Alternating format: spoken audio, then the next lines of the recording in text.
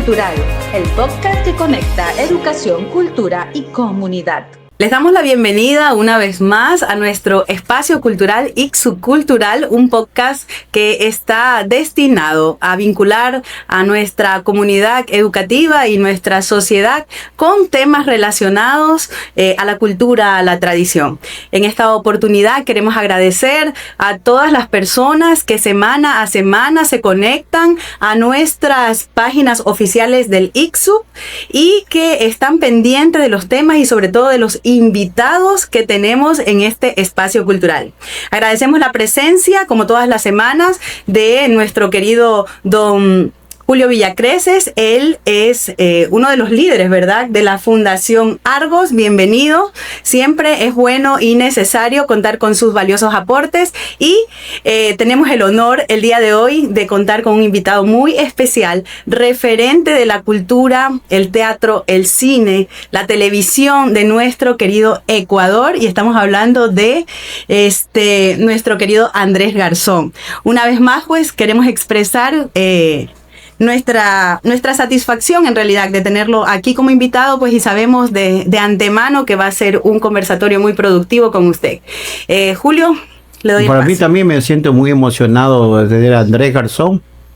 Él es junto a una serie de actores guayaquileños que marcaron historia resucitando el teatro de revista en la ciudad de Guayaquil, el teatro, la comedia, y que pegó y finalmente emigraron a la televisión con el mayor de los éxitos en Mis Adorables Entrenados, me acuerdo que era en Telesistema, ¿no? Ahí se iniciaron ustedes. Luego sí hicimos Entrenados, pero nos iniciamos en Ecuavisa. Se iniciaron en Ecuavisa. Ahí pasaron a Telesistema, pero hicieron historia indiscutiblemente.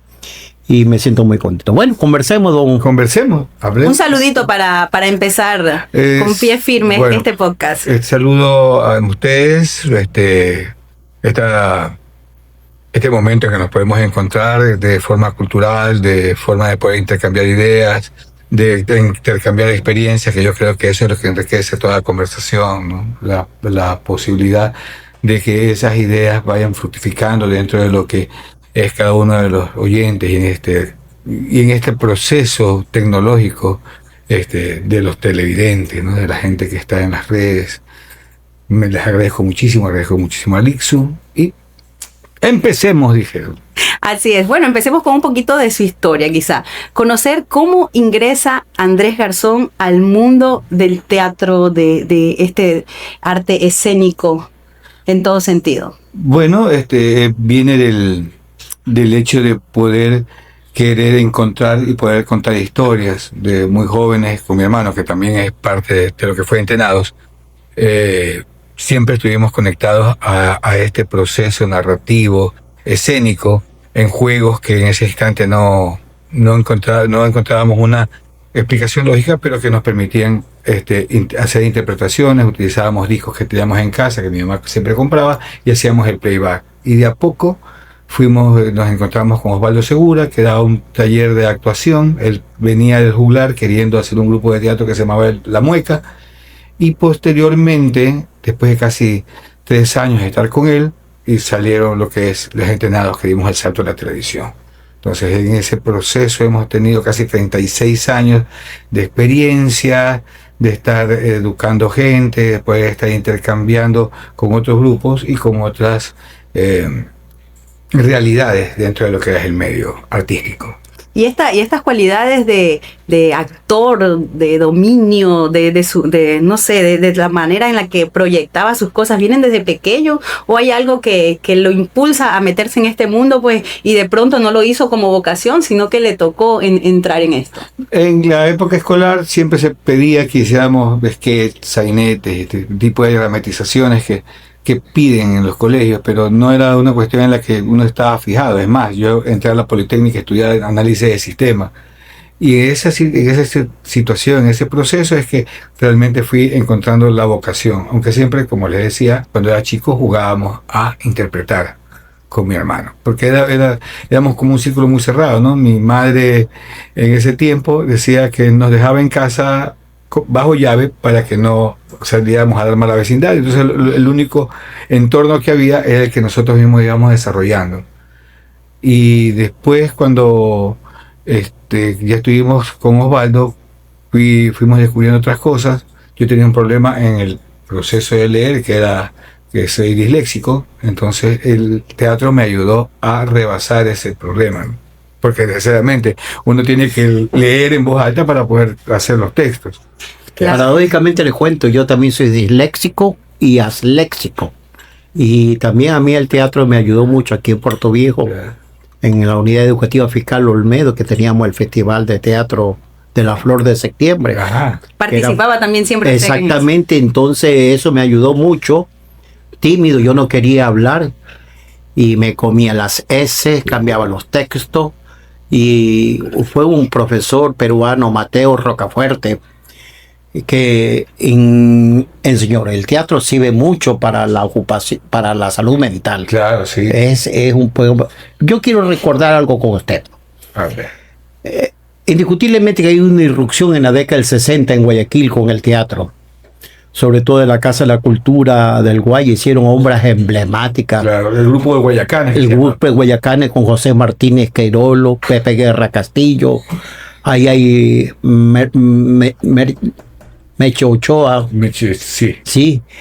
Un manavita, el doctor Vicente Espinales Tejena. también. Claro. Antonio Santos. Antonio Santos, Pues. Antonio Santos el menor.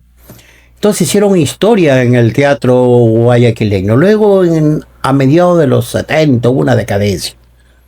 ¿No? Había grandes festivales del teatro en lo intercolegial, la Universidad de Guayaquil. La Politécnica jugaba un papel terminal. Pero en la década del 80 cae. Y sale la comedia, como a rescatar el teatro.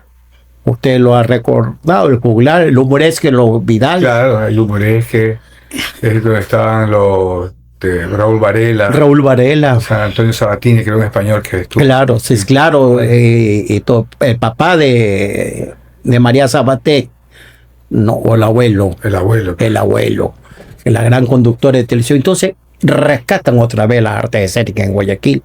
Sin embargo, yo quisiera preguntarle ahora, en el siglo XXI, cómo diagnostica las artes escénicas en Guayaquil. Digamos que la tecnología ha ocupado mucho espacio dentro de lo que es las artes escénicas y se ha vuelto la mayor parte audiovisual. Hay poco desarrollo en salas realmente, y la pandemia fue devastadora para los grupos de teatro, porque como son espectáculos donde el público tiene que estar en una sala, presente en una sala, no se podía. Por ahí hubieron incursiones en el hecho de hacerlo virtual, pero el teatro no es virtual, el teatro es presencial. En el momento que usted lo graba, ya no es teatro, sino es un audiovisual, porque el corte de la figura humana ya no está manejado desde el público, sino desde el que está desarrollando el hecho. Y la actuación es diferente. Claro, las cosas diferentes. Entonces, puede ser que presencialmente me estén mirando a mí, pero realmente quieren ver qué es lo que le está pasando a usted. Y eso lo elige uno como espectador. Estoy aquí o estoy acá.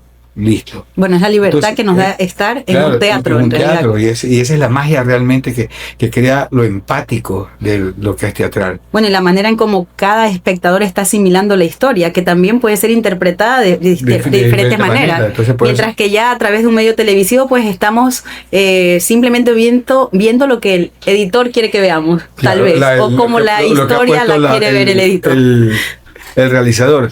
Entonces, sí hay ahora movimiento, hay una cuestión que se vino a partir de después del 2010, que se llamó microteatro, que era una idea traída desde España, ¿no? Pequeñas obras de teatro para poder competir con la manera de cómo uno ve las cosas en el teléfono. Eso es lo chiquitito que está en el malecón del Salado. Sí, porque de eso queda solamente el pop-up, que está en Miraflores, en Urdesa. Ya. Entonces, ese es el proceso, ¿no? Son obras de 15 minutos, máximo de 20, en el que era, no digamos despreciado, pero sí era como visto como un hijo menor en Quito, el hacer microteatro. Ahora también ya hay salas de microteatro en Quito.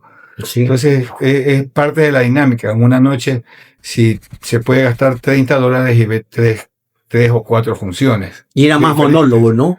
Antes era más monólogo, ahora son ya diálogos, se implementa mayor cantidad de actores en escena, pero como son espacios pequeños y se entran alrededor de 30 personas si es que la sala está llena, entonces definitivamente pasa por lo que son los diálogos, más que hacer una obra muy grande, ¿no? Eso había en Las Peñas también. En Las Peñas también hubo, sí. De ahí salas como la Paulson, que está en Las Peñas, Sánchez Aguilar, se me escapa, el Centro de Arte o el Fedenador, son salas que están implementadas para diferentes espectáculos y por lo general, sí, se hace comedia. No expreso la comedia porque es muy rica, si se hace con un texto inteligente, hace que te rías mucho sin necesidad de llegar a frases muy fuertes o muy truculentas, pero es parte de la dinámica, ¿no? Es de lo que se ha ido ganando. Y sí, se ha ganado en el hecho de que como ahora hay la Universidad de las Artes, necesariamente los alumnos tienen que producir y ya no es tanto el teatro clásico, sino un teatro moderno según lo que sean las necesidades, sean las posibilidades que hay. Bueno, y creo que también es un arte que se va adaptando justamente pues a las necesidades y a qué tanto va evolucionando la sociedad. Lo que sucede, lo extraño de eso es que en el tiempo que bien anotó Julio, había mayor incidencia de parte de los artistas en las escuelas y los colegios, que de ahí vienen los festivales que habían, que es una cosa que se ha ido dejando un poco, y si usted no crea el nicho en los infantes, o sea, así como en las escuelas de fútbol, que hay escuelas de fútbol para poder atraer a los chicos a hacer fútbol, debe haber escuelas, o mejor dicho, procesos dentro de las escuelas que te permitan acceder a lo que es el teatro, las artes, que eso es lo que se ha perdido, a pesar de que ahora hay materias específicas para artes. Claro que sí. Le comento, nosotros, como le mencionaba, detrás de cámaras, aquí en el ICSU, contamos también con una unidad educativa que tiene cursos desde escuela hasta colegio, la Unidad Educativa Villanueva de Puerto Viejo, y sí se utiliza en realidad como estrategia pedagógica el teatro, ¿no? Entonces es algo que vemos que cuando le toca hacer a los estudiantes, pues ellos buscan ese espacio de participación y son muy ingeniosos en realidad. De pronto nosotros les planificamos algún tipo de obra, pero ellos van siempre un poco más allá, ¿no? Y son muy creativos en vestuarios, en diálogos que quieren imponer en el momento de la escena, entre otras cosas. Eso creo que sí es un punto que deberíamos fortalecer. Quizás se ha dejado un poco porque hay muchas otras estrategias pedagógicas que también están a la orden del día y que debemos utilizar, ¿no? Pero el teatro es uno de los muy importantes. Agregar, se olvidó de anunciar, que el ICSU va a tener una carrera que se llama... ¿De pedagogía musical? No, sí, pero es de arte más que nada. De ahí está la música, pero también está el teatro. Claro. Como terapia especial para las personas, ¿no? Y hay que resucitar dentro de la literatura lo que escriben, la dramaturgia. Claro, por supuesto. Porque, dígame, después de José Martínez Queirolo y de García, J. García, que también es un gran dramaturgo guayaquileño, ¿quién es ahorita el dramaturgo de Guayaquil? De Guayaquil no hay. Hay gente que escribe guiones y a veces yo, entre broma y serio, digo, todavía falta el José Martínez Queirolo. El José Martínez Queirolo de este tiempo que realmente rebase las expectativas de que hay, ¿no? Es el único ecuatoriano que sus obras se han presentado en Japón, en Moscú, en Italia. No por ecuatorianos, sino que la han llevado, que en paz descanse. Es una obra clásica de la dramaturgia. Claro. Ahora estaban, justamente ahora, Fernando Gálvez, creo, y Maribel Solines estaban haciendo una adaptación de la obra de QPD hace poco. Ella no conoce porque explicaría a nuestro televidente qué cosa es QPD. QPD. Es maravilloso. Sí. Fue un genio José Martínez Queirolo, indiscutiblemente. Sí. Se proyectó a un futuro donde lo no era prácticamente lo urbano, pero sí era lo social lo que se enfrentaba dentro de la dramaturgia de él. Claro. Esa confrontación. Pero ahí es totalmente psicológico, ¿no? Ujú. Imagínate tú, son dos cadáveres que conversan Dios mío. con dos ataúdes en la escenografía. Hay que hacer un programa aparte para tratar el tema. Oye, vamos a enfocarnos en nuestro invitado Andrés Garzón. ¿Qué le parece? Y es que me quedó algo que Julio estaba mencionando hace un rato, que decía que en la época de los 80s, como que la comedia entra a rescatar nuevamente todo lo que era el teatro. Mencionaba usted algo de esto. No estaba muerto, pero lo fortalecerlo de otra más, hacerlo otra vez Perfecto. masivo. Y es Sí. justo en esa década en donde surge también, creo yo, esta comedia de Mis Adorables Entenados que les da a ustedes todo el realce. Por ejemplo, si me preguntan a mí, yo lo reconozco y todavía me quedo con su personaje en ese programa, ¿no? Entonces yo tengo una pregunta con respecto a eso. ¿Qué tan arraigada estaba la sociedad con ese personaje versus sus demás personajes? Fue difícil quizás salir de la figura que todos teníamos de Mis Adorables Entenados y hacer otro tipo de personajes en cine, en televisión, en teatro. Con relación a eso, ¿no? A veces, en el medio se tenía una mala perspectiva de que el personaje, el actor que hacía comedia, solo servía para comedia. Okay. Ya, entonces venía en el proceso de la producción. Yo tuve la suerte de que una de las primeras cosas que pude hacer fuera de lo que era Entenados fue una producción que hizo Ecoavisa, una adaptación que hizo Ecoavisa de Los Angurima. Ah, qué hermosísimo, José de la Cuadra. José de la Cuadra. Entonces ahí yo tuve la oportunidad de hacer de uno de los hijos de los Angurima. Entonces de ahí comenzaron a mirarme ya con otros ojos y otras oportunidades y la gente de la misma manera. De ahí la siguiente oportunidad que este mismo señal, que este mismo canal tenía, hacía de la vida real y se dedicaron a hacer unos biopics de personajes que habían marcado un referente dentro del imaginario de la ciudadanía y buscaron a alguien que hiciera de Asák Bucarán.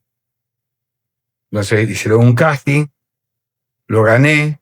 Ellos tenían muchas reticencias con respecto, no, pero él solamente hace comedia. ¿Cómo va a hacer? Y entre sus preferencias, ¿cuál estaría? ¿En qué tipo de papeles usted se siente más cómodo? Soy de los que piensan que los actores somos completos, o deberíamos ser completos. Podríamos hacer comedia como podríamos hacer drama. Tomo en consideración muchísimos actores que son de comedia en el cine hollywoodense, entre ellos Tom Hanks, que comenzó haciendo comedia, y se fue fortaleciendo en el drama. Hasta el mismo Jim Carrey. Si uno se aleja un poco del estereotipo que tiene físico, ha hecho logra transmitir en drama muy bien. Entonces, eso es, o sea, dame el desafío y yo lo haré. Qué bueno. Eso es como una frase bien motivadora para todos en realidad, ¿no? La limitante siempre está acá. Pero debe ser difícil igual, creo yo, porque más allá de todas las cualidades que nosotros sabemos que tenemos cada uno, ¿no? Los límites que pudiéramos tener, está la sociedad, ¿no? Y cómo cambiar el pensamiento. Entonces, llegar con un nuevo personaje, un antagónico, por ejemplo, y que sea aceptado desde el principio, quizás no se logra, o se logró allí. Acordándome de eso, suponiendo, Osvaldo es un muy buen actor. Felipito, muy buen actor. Mi mentor, mi profesor, siempre lo he dicho y siempre lo voy a decir. Pero caló tan hondo la imagen de Felipe Vera que para la gente siempre va a ser Felipe. O en el caso de David Reynoso, amigo, colega, caló tan hondo esa imagen del Cholito que para la gente siempre va a ser el Cholito. Así él intenta. O Moti. O Moti también. O sea, son cosas como que pasaron a ser emblemáticas dentro del imaginario del público y siempre es la referencia de eso. Tuvimos la suerte otros de haber estado dentro del grupo, por ejemplo, en el grupo de Entenados. Entonces, ocupábamos un rol. El rol principal lo tenía Felipe, que era el referente de lo que era Entrenados y que aún sigue siéndolo después de mucho tiempo, después de 36 años. Hacemos una presentación en vivo, la gente nos reconoce, nos aplaude, pero cuando Osvaldo sale, el teatro se viene abajo. La gente queda. Pero también él mantiene mucho del personaje. Esa es la cuestión.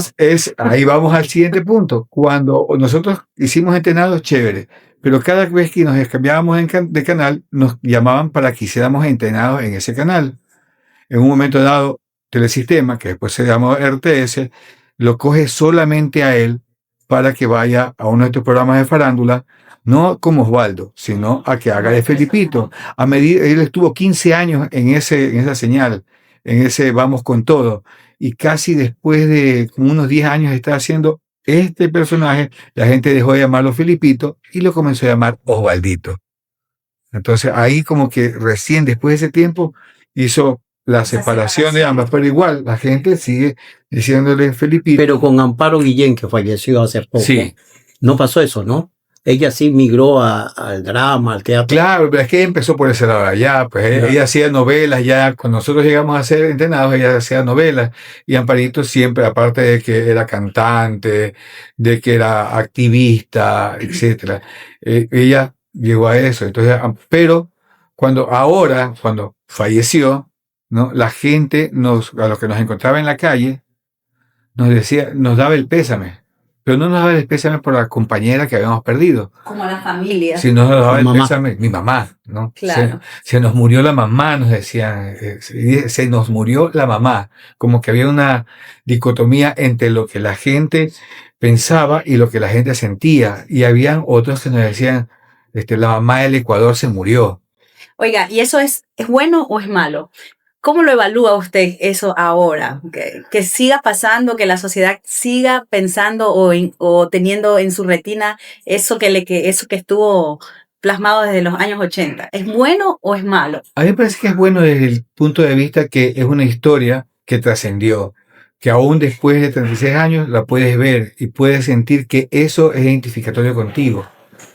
Que nos han visto 3 generaciones de familias y que hemos podido compartir esa visión que nos ha permitido dar mensaje, cultura, identificación. Ese yo creo que ha sido el mejor logro que hemos obtenido a través del tiempo. Y que ese trabajo sea lo que nos ha permitido proyectarnos en todo, ¿no? Y poder hacer otras cosas, poder, como por ejemplo, llegar ahora a Puerto Viejo, que ustedes me reciban, que yo traiga un espectáculo, no ya como Entrenado, sino como un unipersonal, de que tengan una proyección de querer dar talleres de actuación, porque son necesarios, ¿no? La gente ahora, todo el mundo es casi un actor, porque cuando uno hace un en vivo, ya no soy Andrés, no es usted, sino ya adquieren un rol que es el rol que el espectador, al final de cuentas, sean amigos o desconocidos, le van a dar. Claro, bueno, sí. Malo, gracioso, triste. Compañero Seguro, como usted sabe, Ecuador es muy diverso, ¿no? Es otra realidad, Quito, la sierra. Sí. Nunca me puse a investigar si la comedia guayaquileña encabezada por ustedes pegó en la sierra, en Quito. ¿Cómo fue la aceptación? Que ahora sí, en la línea del tiempo ya lo podemos medir. Pero porque la comedia quiteña con Evaristo sí tuvo identidad nacional. Pegaba en Guayaquil y pegaba aquí en Manaví. ¿Cómo estuvo eso? ¿Cómo lo recibió el pueblo de Quito? Les cuento la experiencia. El espectador de Quito. Antes de que Entrenados sea Entrenados en televisión, se llamó Me la gané por Diosito Santo, que fue una obra de teatro que nosotros, el grupo de Teatro La Mueca, elaboró para poder estrenar en el Uniteatro Candileja, aquí en Guayaquil.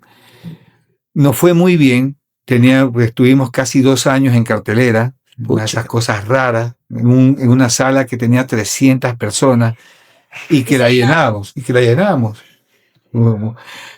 Y nos proyectamos, bueno, debemos salir con esta obra al Ecuador. Y fuimos a Quito, a la sala de la UNP, que más o menos eran 280 personas en el aforo. Sí. Ya no existe tampoco. No existe. Y eso fue para 88, 89, antes de que se habían Entrenados. Y llenábamos la sala. La gente iba a ver.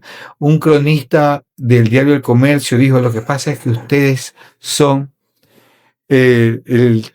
el serrano que nunca llegarán a ser los quiteños. Y ese fue el match, lo hicimos. Y lo más importante es que contábamos una historia nacional. Contábamos una historia de una familia ecuatoriana. Sí, se daba en la costa, perfecto. Pero nos basábamos en ese hecho de que en cada familia en el Ecuador, por lo menos hay una persona que no pertenece a la casa. O sea, que no pertenece directamente a la casa. Es un primo, un sobrino, un arrimado, un hijo del bandido del padre que la lleva a vivir a la casa materna. Y peor Guayaquil, que está lleno de puros migrantes. Claro, entonces eso era, ¿no? Entonces, justamente hoy en estos días que hemos estado acá, hemos estado conversando con algunas familias y sí, siempre. Y sigue pasando, ¿no? O pasó, ¿no? Porque también la reflexión es, la mujer de ahora, la Lupita de hoy en día, ¿será capaz de aguantar la caña al Ángel Vera de hoy en día? La Lupita de hoy factura, recuerda. Entonces de ahí se desprende, ¿no? Por eso cuando nos dicen, no, es que deberían hacer los entrenados ahora. Los entrenados ahora tenemos que también, como en ese tiempo, sentarnos un rato bien largo a reestructurar el hecho. Y me dicen, no, pero que sean los hijos del entrenado. Es que ya son los hijos del entrenado, ya no son entrenados. Pues. No, yo creo que los roles pasan su tiempo, claro, ¿no? Sí. Ya es un clásico, ya es imposible. Entonces, es eso. Y por eso, la gente en la sierra, en muchísimos lugares que fuimos, en la Tacunga nos pasó una vez que hacíamos la función, se hacían los gags cómicos, la gente se reía, pero en la Tacunga nos pasó el hecho de que la gente no reía. Y nosotros decíamos, bueno, aquí está marcado, es el gag, la gente se tiene que reír, lo hemos probado, hasta aplaudido, la gente me se va riendo, ¿no? Esa simbiosis que se da en el momento que uno, actor, está en el escenario, pero no se ría en nadie. Entonces, o estamos metiendo la pata, o ellos están totalmente desconectados de nosotros. Algo está pasando. Llegamos al final de la obra, salimos a saludar, hechos los valientes, si no se han reído, de seguro nos van a tirar un tomatazo. Entonces salimos y cuando ya salimos, la gente se levantó y aplaudió. Como cuando hay un concierto, ¿no? La gente se tocan, los músicos tocan y no se aplaude hasta el final. Será la manera de ellos de receptar todo, no es que no les gustaba. No, que no les gustaba. Después se bajaron, los que tenían cámaras tomaron fotos, etcétera, etcétera, etcétera. No era como ahora con los teléfonos inteligentes, que ahora no se toman fotos así. No. Pero era eso, ¿no? Entonces, de esa manera fuimos acercándonos, aproximándonos a lo que realmente el público estaba o público quería. Y sí, ahí, como quien dice, rompíamos esa línea en la que la sierra y la costa son dos países distintos. Claro, así es. No, qué bueno que el teatro haya logrado eso en su momento, ¿no? Quizás lo sigue logrando y no es tan evidente para nosotros, pero ya que estamos tocando el tema, es bueno resaltarlo. Yo tengo una pregunta, les voy a hacer una pregunta. Sí. Voy a empezar con Julito. ¿Teatro o televisión? La televisión es el mismo teatro, pero llegado a algún set, ¿no? Sin público. ¿Y usted qué pero prefiere? para poder ser buen actor de televisión, tiene que haber la escuela del teatro. Mire que hay sesión de Argentina, ¿no? Claro. Argentina primero es televisión para poder llegar al teatro, ¿no? O sea, la televisión es una escuela para ellos. Una escuela. Y el arte mayor en artes escénicas, el teatro. Y usted como espectador, ¿qué prefiere? El teatro. El teatro. Aunque hay buenas producciones también televisivas, de televisión y del cine, porque son también otra realidad muy diferente. ¿No? El hermano menor. La televisión es el hermano menor del cine. En arte menor. Pero en Argentina tiene que ser teatro. Si no, no puedes entrar al ¿Y qué defiende usted? Yo ¿Qué le apasiona más? Yo como actor, por supuesto, yo defiendo lo que es el teatro. Me apasiona el contacto. ¿Qué causa el teatro de diferente a lo que podría causar una producción en televisión? Se dice, los más puristas de los que hacen teatro dicen que uno se desconecta totalmente del mundo y solamente vive el aquí y el ahora, o sea, lo que está pasando en el escenario. Pero es imposible. Bueno, es mi percepción.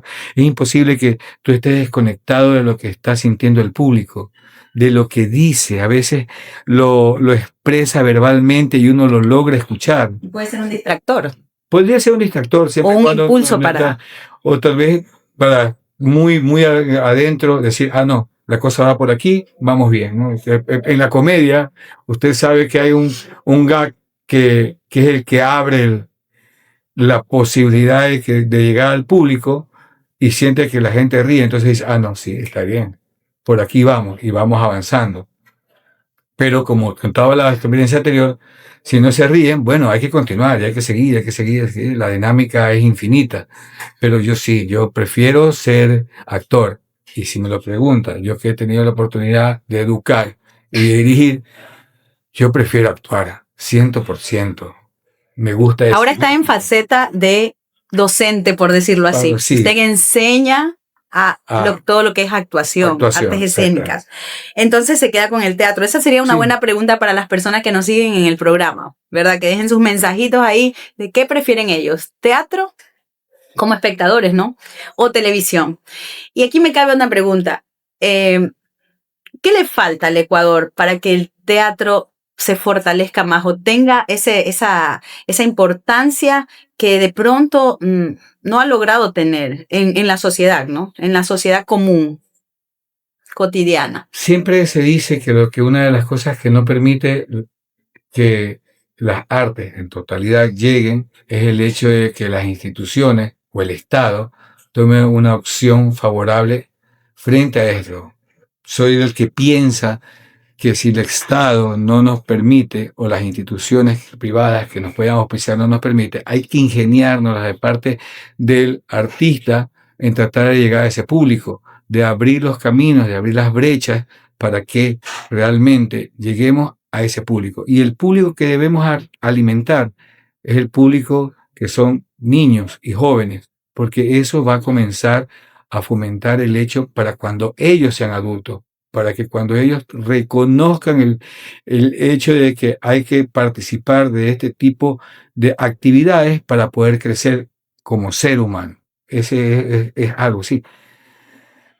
Este tipo de artista debe buscársela, ingeniársela, digámoslo de esa manera, para poder hacer proyectos y que esos proyectos desencadenen otras cosas.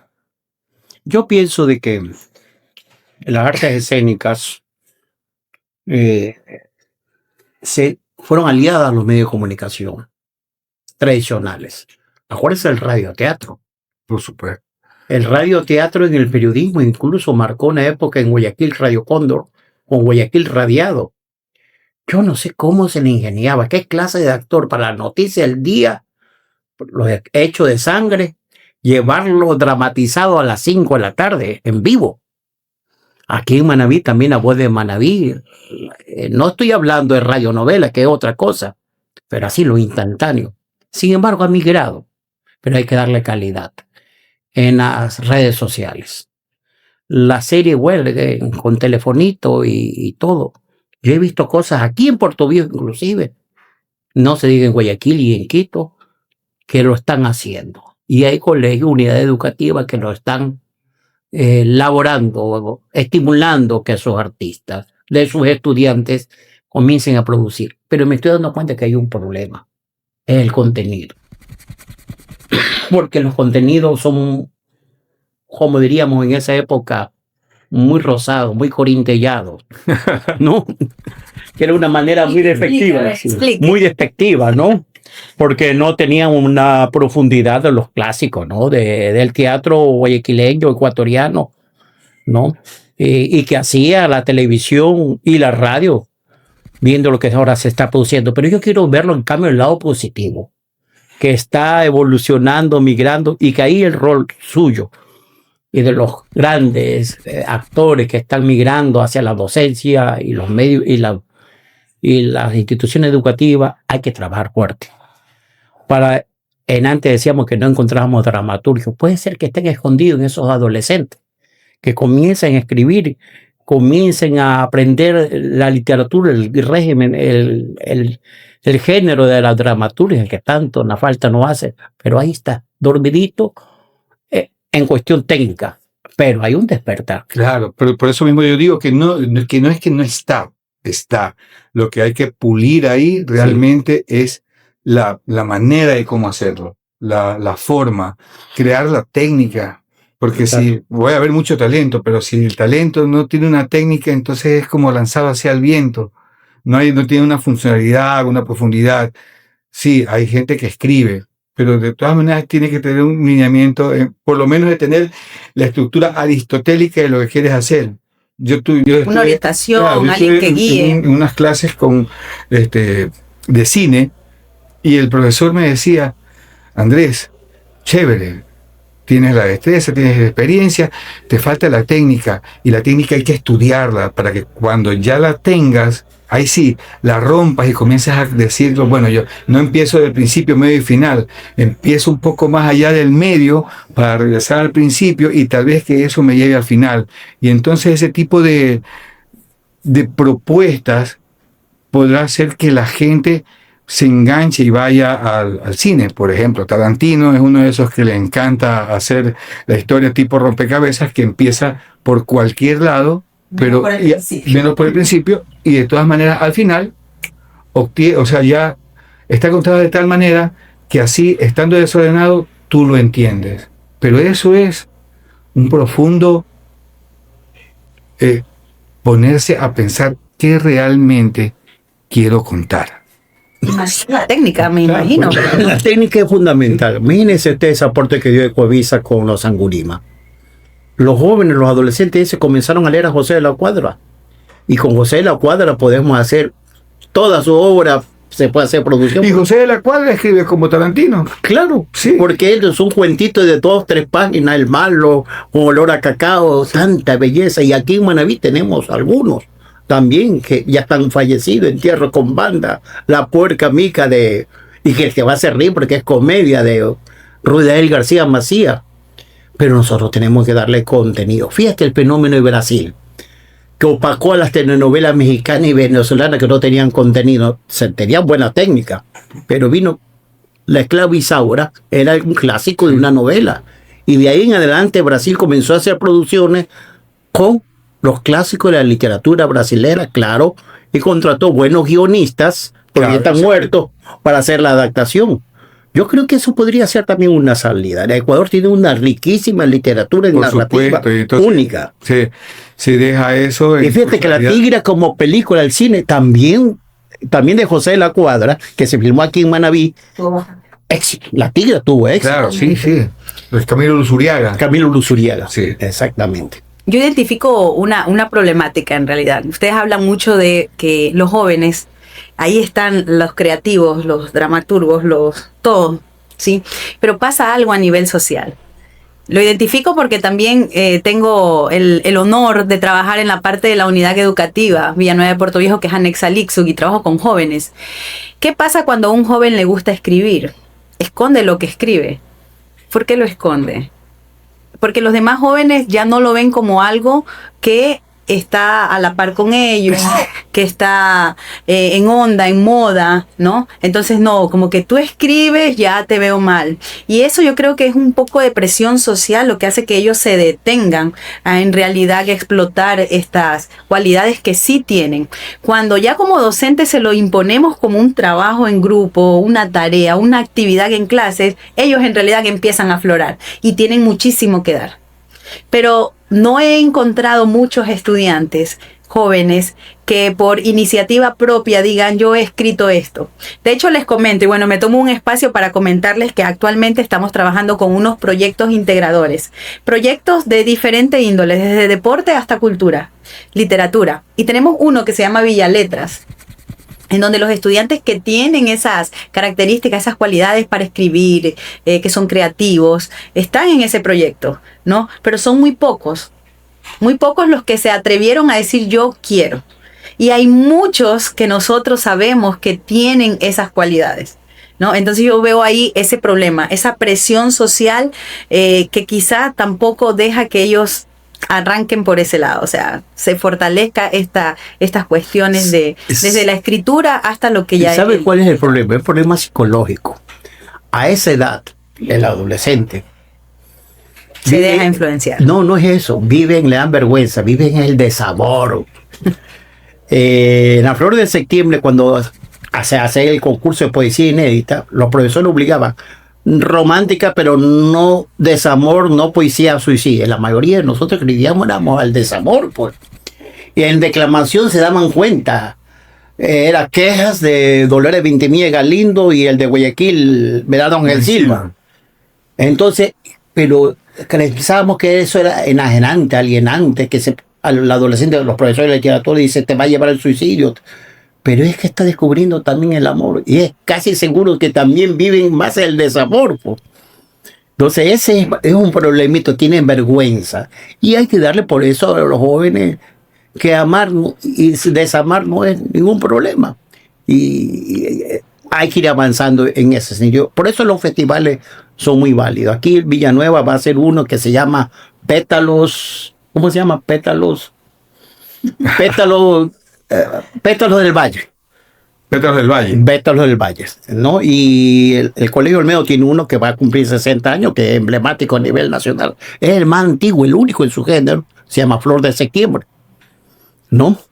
Pero Villanueva sé que lo va a incluso llevar con el teléfono, porque ahora hay una nueva tendencia, la poesía dramatizada, escénica, que un Antonio Santos criticaba. No, eso no es dramatización, eso es monólogo, no es poesía. Pero ahora se ha evolucionado. Yo le decía a Antonio Santos que en paz descanse, no ha evolucionado. Las nuevas tendencias, los jóvenes quieren hacer poesía dramatizada.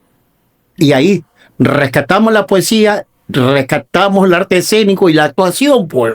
Claro, y va dentro de lo que... Y por último, otro chico le ponía, porque ahora está prohibido piratear la música, ¿no? Claro, y entonces, las redes sociales no funcionan. Había un chico que tocaba el piano y todo y le ponía la banda sonora propia. Entonces, yo creo que hay mucha oportunidad. Hay talento y hay que comenzar a recombinar esos talentos. Lo que pasa es que tenemos toda una imagen en que aquí están los que hacen literatura, aquí hacen los que están en dramaturgia. Yo creo que los que hacen música. Los que hacen música, hay que ir combinando eso, ¿no? Tú haces música, tú escribes, tú actúas. Vamos uniendo gente a ver qué es lo que Como la sucede. generación del 26 en España. Lorca escribía la dramaturgia y Dalí le hacía la escenografía para el teatro y el otro le hacía también para danza la coreografía. Claro, entonces en moda de sangre, ¿no? Hacer que todos sean un complemento y poder lograr todo en realidad. Para que descubran que no están aislados, porque esa es otra. Ellos tienen miedo porque están aislados. En esos procesos, por decir algo, la cultura aquí, todos esos chicos que están encadenados a lo que son los animes, los superhéroes, son las tribus que ahora le llaman. Son las tribus que ahora le llaman, ¿no? Que hasta que, qué sé yo, en mi época yo pude haber tenido las ganas, pero la sociedad me juzgaba en el hecho, muchacho grande jugando con muñequitos, entonces no vale. Pero ahora hay una tendencia. Eso, el ánimo en enfermedad, decimos, enajenación japonesa. Claro, pero en esos grupos yo he visto gente que escribe, que toca instrumentos, que actúa. Eso que nosotros a veces decimos, bueno, pues andan disfrazados. Oye, exacto, porque su vestuario cambia. Claro, pero es toda una caracterización. Ellos creen en lo que les está pasando. De pronto estamos frente a gente con verdadera personalidad que sabe quién es, ¿no? Y simplemente lo está demostrando. Y a veces lo subestimamos, no, ellos son, pero ocupan un espacio, son una comunidad, una tribu en la que de a poco van evolucionando, ¿no? Y en esa evolución, sí, tal vez las historias, porque he leído historias de esos chicos en las que tratan de acercarse, sí, a la cultura japonesa, tienen tipo de nombres medio de fuera, pero en sí, el argumento que están tratando es muy de acá. No se puede que se puede llamar Ryu, qué sé yo. Se puede llamar Ryu, pero el personaje es un personaje de acá. Y eso es lo que a veces no nos guardamos el hecho de decir, de poderlo calificar. No vale, no está identificado con nosotros. Pero la historia sí. La historia es nuestra. La historia se identifica con lo que nos está pasando. Yo creo que ese tipo de cosas es la que ir recogiendo. O sea, me imagino yo un Andrés Garzón hablándole a los jóvenes directamente. O sea, qué impulso sería y qué motivante para aquellos grupos que se sienten de alguna manera tal vez aislados, diferentes, con gustos que no son del común, de la sociedad, ¿no? Y que en realidad están guardando o maquillando un potencial fuerte, ¿no? Y ahí eso podría estar pasando. En esa tribus hay unas cosas que en la década del 60, la irrupción de Guayaquil, de la generación de la década del 60, tanto en todo. Nunca se hubiese imaginado que iban a haber jóvenes adolescentes que no les interesa lo social, pero son animalistas, cuidan los animales, o otros que son ambientalistas, ¿no? Que cuidan la naturaleza, tienen huertos y todo, son vegetarianos, veganos, ¿no? Jóvenes, nueva tendencia del comportamiento social. ¿Qué van a montar la falta justificada? Ya eso pasó. Ese es un bruto que va a faltar sale a una manifestación, ¿no? Pero en su época eso marcó también una tendencia. Una tendencia. Y nos permitió el hecho de luchar. Es como también en un momento dado yo estaba con mi hijo diciendo, él me decía que era de la generación Z, ¿no? Entonces, sí. Pero que nosotros vivimos el cambio, pero realmente, a mí, pues desde mi punto de vista, el que vivió el cambio real fue, y a conciencia, fue de la generación X. Nosotros empezamos allá cuando la radio estaba dejando, que ahorita hacía una referencia de que la radionovela, sí, que después cambió a ser televisión y que eso ya nosotros consumíamos. Y en Guayaquil eran tres, ¿no? Sí.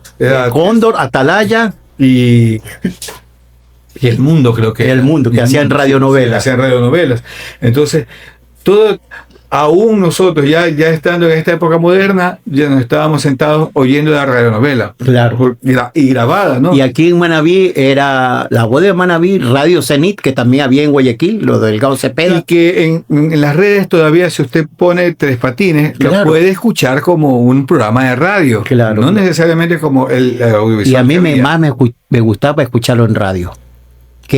Porque ahí la imaginación vuela antes que el Tres Patines televisado. Televisado, ¿no? Entonces, y aparte la radio te dejaba volar la imaginación. Claro. ¿No? Bueno, parecido a lo que mencionaba usted del teatro, ¿no? Estando ahí como espectador, yo puedo estar enfocada en cualquiera de los personajes e ir creando mi propia historia, ¿no? Lo mismo pasaría con la radio.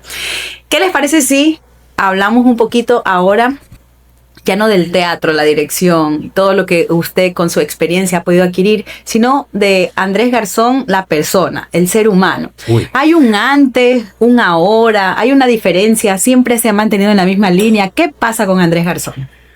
Como todo proceso, uno va evolucionando, ¿no? De cuando uno ingresó al principio, como lo dije antes, yo estudiaba análisis de sistemas, pero estudiaba análisis de sistemas porque mi visión era hacer lo que ahora se conoce como edición no lineal dentro de lo que eran las computadoras. Pero las analógicas. Sí, la analógica. Yo aprendí a editar video, pero en analógica. Sí, claro. Yo la nueva no sé. Si no lo hubiese corregido a mis compañeros aquí en el ICSO, que tienen una facilidad el asunto de la computación. Sí. Y es eso. Nosotros se nos cortaban editando a la cinta. Claro, y perdía resolución y ese tipo de cosas. Entonces, yo por eso ingresé a estudiar computación, pero necesitó 10 años más para que la computadora hiciera lo que yo quería. Entonces, definitivamente, ahí hubo un cambio. Me retiré de la Politécnica, me dediqué a hacer teatro, me apasionará el poder estar sobre las tablas, y en su momento, cuando ya estaba haciendo televisión, lo que me hace decidir que la experiencia había que pasarla es el hecho de cómo la asistencia de dirección trataba al extra. El extra era muy maltratado porque no tenía la experiencia, no había escuela, no había lugar donde poder estudiar lo que es la técnica de la actuación, y los cogían y un poco más los guindaban, porque como el tiempo es dinero, si se alargaban mucho los tiempos de grabación, era un problema. Entonces ahí es que yo tomé la decisión, bueno, así como alguien tuvo la condescendencia de pasarme la posta a mí, hay que pasársela a los demás. Y avanzando ya después de casi 10 años de estar formalmente con un grupo de gente haciendo talleres de actuación allá en Guayaquil, que se llama Black Box, el taller, llegué a la conclusión de que no solamente lo que yo busco es actores, busco el desarrollo integral del ser humano, porque el arte siempre te deja pensar más, te abre otros caminos, te enfrenta a otras realidades y te hace crecer. Eso es lo que en estos 40 años de carrera he llegado a este momento, y por eso me parece una oportunidad que me ofrece Paola Zambrano para poder llegar a jóvenes aquí en lo que es la provincia de Manabí. ¿Quién es Paola Zambrano? Paola Zambrano es mi productora, está ahí sentadita. Detrás de cámara. El apellido es Manavita, ¿no? Sí, es más manavita que lo ¿De qué parte de Manaví? Ah, Tesao. Más manavita que lo y al La tierra de doña Elba González. Entonces, ese es el hecho, ¿no? El hecho es venir a dar talleres, compartir la experiencia, hacer que otra gente también que cumpla o realice el sueño. Nosotros cuando Osvaldo Segura hizo por primera vez el taller allá en Guayaquil, éramos 70 personas. De esas 70 personas solamente quedamos 3 en actividad continua a través del tiempo, ¿no? Héctor, que es mi hermano, Mélida Villavicencio y yo. Somos los que todavía seguimos dando y dando. ¿Qué pasó con Richard Barker? Richard Barker tuvo una ligera discrepancia en el momento en que Efraín Ruales falleció. Entonces él, como tenía una relación con ellos, dijo algunas cosas que parece que a ellos no le gustó y entonces tuvo que salir del país. Pidió asilo a los Estados Unidos, estaba también haciendo sus trámites, pero el Donald suspendió todos los trámites a nivel humanitario que había y por eso está todavía en stand-by. Él debía haber ya podido salir en año y medio, o sea, podido regresar acá ya con los papeles de residencia, pero no puede retornar. Ahorita no puede regresar todavía. Bueno, yo creo que... Pero ¿qué proyecto tiene aquí en Manabí, en Puerto Viejo concretamente? Estamos con Neo Company, Academia de Danza, en dar talleres de actuación. Y también se nos acercaron la gente del Departamento de Cultura del municipio para poder ver si hacemos un intercambio. Ellos tienen algunos proyectos y uno que se está desarrollando. Con Jorge Soledipa. Sí, se está desarrollando en este momento es la Sinfónica con una representación artística a nivel escénico, que es Pedro y el Lobo. Entonces me están invitando para poder hacer una aproximación, ver cómo podríamos desarrollar eso y echar para adelante. Qué interesante. Sí, el municipio de Puerto Viejo con Jorge están haciendo la Academia Municipal de Arte con una cubana, doña Aidez Rodríguez. Tiene una orquesta de cámara que vale la pena apoyarla. Y también tiene danza, indiscutiblemente. Y están muy interesados en la interculturalidad. Aquí con el ICSO estamos con ellos y el Consejo Provincial, el rescate. Hay que traer a Widman Ordóñez de la interculturalidad, de la danza prehispánica, hispánica de la colonia, la danza montuya, claro, la oralidad. También lo tienen ganchoso. Claro, pues sí. Ustedes se lo llevaron y tienen la Orquesta Sinfónica del Bambú. Se lo llevó. Pero de cierta manera hay que hacerlo regresar, ¿no? Claro, sí. Para que, de calceta. Sí. Entonces ese tipo de incursiones, ¿no? Que hace que la gente y los jóvenes, claro, ¿no? Se sientan identificados. Pero Schubert es maravilloso, sí. Y hace rojo con su orquesta, ¿no? Con su orquesta de bambú. Es un lelutier, ¿no? Sí, crea los instrumentos. Es que hay que evolucionar, porque lo otro ya es disfrazarse del pasado, pues no. El chigualo, si usted sigue bailando como Montubio, no es chigualo. Ahora hay el chigualo urbano. ¿Cómo se baila ese chigualo? Ya no serían los ritmos tropicales. Ya no se van a disfrazar de Montubio, sino como visten nuestros jóvenes, el espíritu, la esencia del chigualo hay que mantenerlo. Por eso es que hay que hacer 2 clases de chigualo, el histórico, el folclórico, que ya no hay. O sea, ya no se da ni siquiera ni en el campo. Vaya a ver si alguien se va, una campesina se va a disfrazar con los trajes largos después. Ya no. Con los follones. Pero se hace la fiesta del chigualo. ¿no? Como una aproximación Claro, ¿no? artística. El San histórica. Pedro, San Pablo de antes era diferente, se tintaba el gobierno de negro, todos andaban tinada la cara de negro, y era otra situación.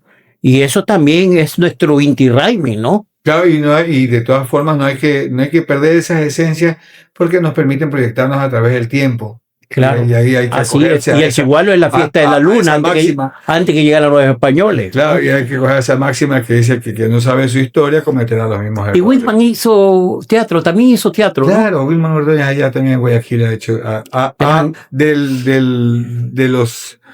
de las coreografías que hace a veces pequeñas introducciones acerca de la culturalidad. Y que de la vida de Rebusti también hizo teatro con Antonio Santos y él es de la misma época. Sí, más o menos, pero ya, como que dice, ha evolucionado dentro de esto, ¿no? Ay, se me escapa, no es Godoy, El padre de ellos es Godoy, Guido Garay. Guido Garay, exacto, Guido Garay. Entonces, sí, claro, que fue un folclorista hasta que se murió. Mira, murió en el escenario, igual que Antonio Santos, claro, prácticamente, en el Sánchez Aguilar. Sí, ¿no? entonces. Pero hay que trabajar, pues, y los contenidos hay que ir evolucionando. Por ejemplo, volviendo a la comedia, David Reynoso tuvo muchos problemas con el correísmo, pero en el fondo sí tenía razón. No se puede caricaturizar al machismo ni la homofobia. Eso, ¿cómo se llamaba? La Michi. No, la Melo. No, cuando decía mi bebé. La Melo. Sí, la Melo. Sí. Y entonces ahora hay que ir evolucionando el respeto y eso hay que enseñar a los jóvenes en este sentido. Todos han evolucionado. Sí se necesita a veces el marco legal para evitar que el machismo, que a la mujer sea discriminada, se lo vea como algo normal, pegarle y todo eso, discriminar. Bueno, y por mucho que sea comedia, diría yo, no Claro. deberíamos generar Y al violencia ni al siquiera- homosexual, la mariquita del peluquero, el Exactamente. cocinero, eso no puede ser. Pero es parte de un hecho histórico. A veces, sí, lo que hay que enseñar es que no debe pasar, pero está ahí. Fue parte de nuestra historia, fue parte de lo que pasó. Hay que tomar la conciencia de que eso pasó y no debería pasar. Pero no puede ser caricatura, Claro. que siempre No puede el ser personaje tiene que ser un peluquero o ¿cómo se llama? Un cocinero o un modisto. Eso es caricaturizar. Y la mujer y el machismo que el hombre tiene, sobre todo aquí en Manabí, menos en el Guaya. Entre más mujeres tenga, más hijos tiene, más, en otras palabras, concubina tiene, es normal. Eso no puede ser. Bueno, ahí está otro reto más para el teatro. Culturalizar a la población. Claro, Exacto. es así. Más que cultura, humanizar. Humanizar. Respetar la diversidad. Pero en ese proceso, en ese proyecto, Entrenados pasaba por eso, ¿no? Había un tipo machista que traía a los hijos a una mujer que los terminaba de criar. Pero nosotros no nos basábamos en el hecho del machismo que había sobre la historia, sino sobre el desarrollo de estos personajes que trataban de salir y sobrevivir frente a esa situación. Por esa misma razón, Ángel Vera nunca aparecía. Siempre aparecía de espaldas o se escuchaba más la voz, porque no era el ente que resolvía, no era responsable. ¿Y quién era el dramaturgo de lo Nosotros mismos nos estábamos escribiendo. Trabajo colectivo. Trabajo colectivo. O sea, Bueno, debe ser un orgullo entonces que haya trascendido tanto ese trabajo, ¿no? No sé si ya vamos a ir cerrando un poco nuestro programa. Quisiéramos saber cuál es su legado. ¿Qué es lo que Andrés Garzón deja a nuestro Ecuador? Deja un profundo compromiso con relación a la difusión de lo que es el arte escénico dentro de nuestro medio. Deja ese hecho de que hay que ir explotando también las otras inteligencias para poder no sentirse menos dentro de lo que nosotros podemos ir aportando. Deja la semilla porque el trabajo debe continuar. Nosotros recién hemos movido un poco el polvo de la mesa de estas cosas que podemos hacer y comprometido al nuevo actor para que no solamente sea una persona que se sube al escenario y hace y hace algún artilugio, sino que está totalmente consciente y que debe estar en compromiso de aprender y estudiar. No es una situación simplemente empírica o intuitiva. Siempre defenderé el hecho de que es un trabajo técnico y la técnica hay que estudiarla. Claro, sí. Sobre todo también que son influyentes ya ante la sociedad que los está mirando, ¿verdad? Entonces hay que llegar con un buen mensaje. Julito, ¿alguna cuestión para No, cerrar? ha sido un diálogo muy ameno. Y hablar sobre la historia. Es un conversatorio de historia. De historia, porque se nos han venido mucho, y eso que no hablamos de Tote Rodríguez, su impulso. No, y las grandes producciones de televisión, cada una, ¿no? Que hicieron historia, y que ya la televisión y la radio ha olvidado el arte escénico, ¿no?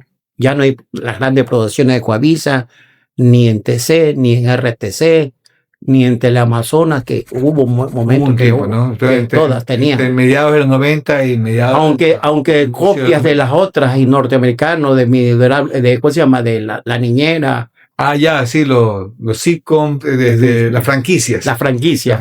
Emergencia en Canal 10, que pegó mucho. Y la única producción que era la de la Charon. Y esa sí pegó a nivel internacional. También Teleamazonas hizo Aida, que era de un sitcom español. Sí.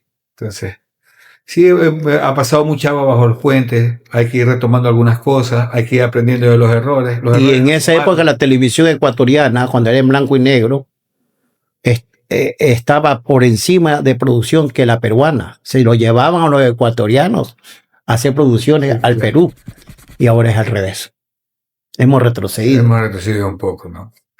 Así es. Un mensajito de parte de Andrés a nuestros jóvenes que seguramente nos van a escuchar en este podcast y que quizá tienen esas ganas, esas características, esas cualidades escondidas en todo lo que tiene que ver el arte escénico y no quieren explotarlo. ¿Qué le dice Andrés Garcés? Yo de eso siempre digo que todos se te podrán llevar, pero lo único que no se pueden llevar es la pasión. Y mientras la máquina de sueños esté sobre los hombros de uno, aún pueden proyectarse muchísimo más. Lo que hay es que arriesgarse. Sí, a veces da miedo, a veces uno puede sentirse frustrado, pero lo más importante es volverse a pasar. Decía un refrán por ahí que leí que cuando uno toca fondo, lo único que queda es volver a subir. Así es. Bueno, agradecemos que haya estado aquí presente con nosotros.